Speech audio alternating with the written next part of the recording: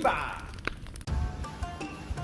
どうもこんばんは、現代忍者タクです。ニンニンピョンピョンってことで、意気込みがなんかちょっと違いますね。違うね、ガチ中のガチの本物の人が来るから、太田先生をお呼びしてよ。石井先生、よろしくお願いします。石井道先生です。よろしくお願いします。おー、よろしくお願いします。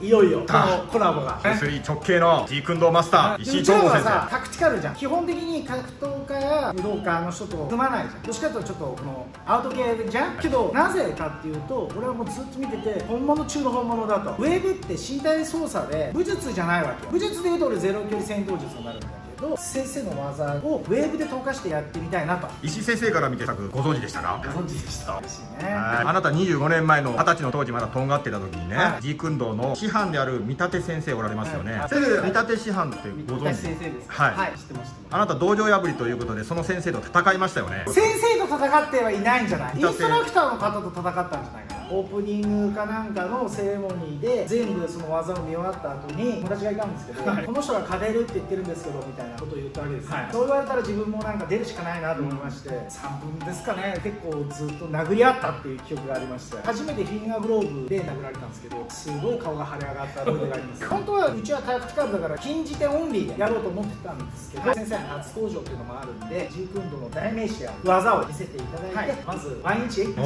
すか。ワンインチ先生、はい、早速ですか。一回ワンインチを見てみたいの。先生お願いします。よろしくお願いします。タクチャンネル。ワンインチパンチを先生お願いいたします。2種類が貫通させる方法と中に浸透させるやり方があるんで、まず貫通させる方法、この距離ですね、手のひら伸ばしてこの握る動作を行うんですけど、この時にテイクバックはせずにかかとを上げます。この動作をしながら背骨通って肩甲骨通って肩と肘と手首通って指先に行って、今だんだんもう重くなってるんです。こういうふうにしてエネルギーを伝えていく。インパクトの瞬間に腰と腕を伸ばしたり、ここで決める。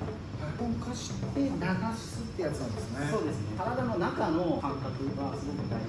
外部じゃなくて、エネルギー的な貫通させます。はい。すげえきますね。びっくりしました今。ここだとこうじゃなくて、こっちの方が部位によってウェーブとはまた違う。違うんだ。残り方がちょっと違いますよね。じゃあ俺も先生に教えてもらうわ。まずこれぐらいの距離から、こうやって肘から腕を放流はイメージで、こうだんだん表面だったのがここになってここになってここ。じゃあ次ちょっとここに入れますね。ここ、はい、ここまでほら、はい、表面でしょ。この中まで入れます、はい、今度背中までっていうふうにコントロールして、ちょっとウェーブなしね。イメージ的には打ったら引くような感じです。こうじゃなくて、引くようなイメージじゃない。そう今入ったよね。不思議ですね。引くっていうのはあんまりジャンプをさせることによって内部に残るんですよ。それがこの浸透圏の力。飛ばし系だと先生どうなんですか？単純に体のアライメントっていうこの整列を使って打ってるのが一つと、ここに打つんじゃなくて遠くまでイメージして後ろのキック力使ってこう決めた力こう伝達してこう入る。難しそうですね。そう力っていうのは情報とまっすぐの回転3つの力があるんですけど、パーセンテージを変えてここに伝える。上に上げて回転させながらまっすぐに伝える。お、先生難しいですね。足を使うってあんまないから俺ら。特徴はね、地面から蹴った力を逃さずに体を伝えてあげる。ウェーブパンチも浸透なんで、先生の今のやり方とウェーブちょっと足してやってみていいですか？どうぞ。ウェーブ突っ込むんですね。背骨を貫通するようにって感じなんですけど、今先生の引きを大切にしなかったです。ウェーブがそんな引かないからね。ダメだ。先生の技を体得してウェーブを足したいですね。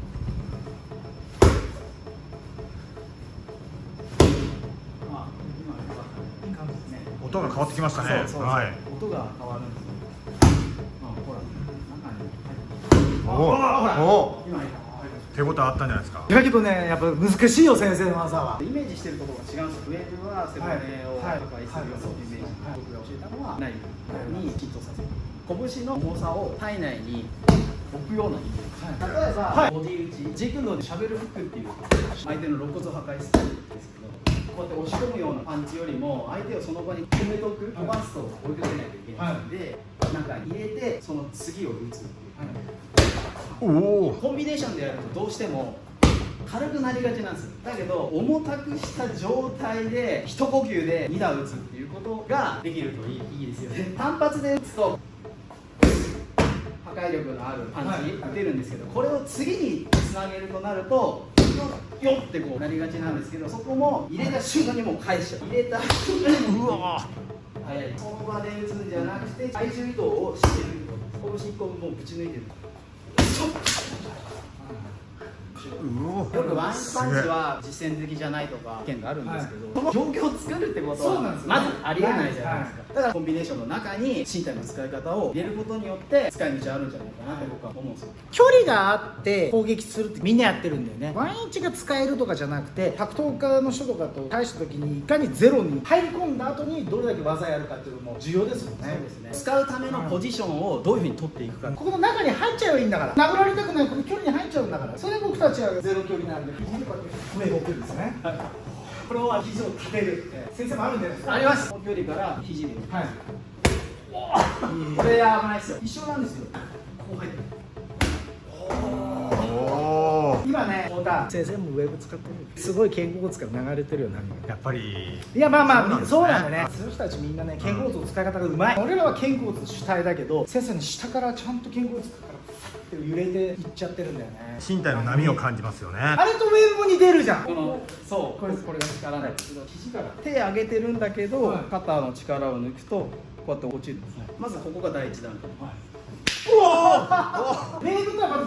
似てると思ってもらう違うし、違うと思ったら似てる。そう不思議ですよね。僕も見ててそう思いました。僕一回ウェブで先生の手にするのよ。いやいや全然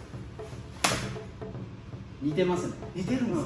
先生のじゃあもらっていいですか。珍しいね、もらうなんて。いやいやもらいたい初めてなんじゃない。ウェーブとどう違うの。うわあ、だけど違うな。何が違うかわからないですけど、ちょっと違うんですね。先生のやっぱ爆発なのかもな。ドーンっていうその余韻がブワーってくるんですけど、インパクトが半端ないね。こうやって力入れない。ここにこうくる。パーンって上下に弾かれるように下方向だけじゃなくて、その反作用を意識する。おお。レールだけでいく。確かにダメージ感はすごい似てるんですけど、キラーで一瞬パンって走ってるんですけど、ちゃんとドーンっていうのいくよね。じゃあ先生、次蹴りの方、ブルース・リーといえばこれでしょ。これでしょ。サンドバッグはね、先生あるんですよね。先生飛ばすやつってないですか。サイドキック。僕やんないっす。それやらないんですね。じゃあ先生文直もやらないですよね。だからやらないですやらないです。じゃあ先生暗記使わないんですね。はい。今詰まったな。本当は使うな。いや暗記使うんだって。ただいろいろあるんだって。本当はやる。うちに出てるってことはアウトだから。俺も暗記使うんだもん本当は。何系なんですか。なんでも僕の先生がそっち系を教えてくださってるんで。ちょっと身近なもので。そうです。自分のとは別に。日常品を使った。まさにうちのチャンネルだね。短いレンジで膝とすねの間。あとは状況によってはこういったこの相手のストッピングしたり、あとはジャブとかに対してここでこの距離でのしっかりこの上段に出れるようにしたり、あらゆる距離でサイドキックを蹴れるようにするっていうのが面白いよね。先生意外に引くの大切にするじゃん。だからあんな爆発するんだよね。うちらは暗殺術だから残す方なんですね。ナイフで突き刺しちゃってるからだと思うんですよ。きちんと体の中に入れるっていう。2や3が少なかったらないじゃないですか。そうです。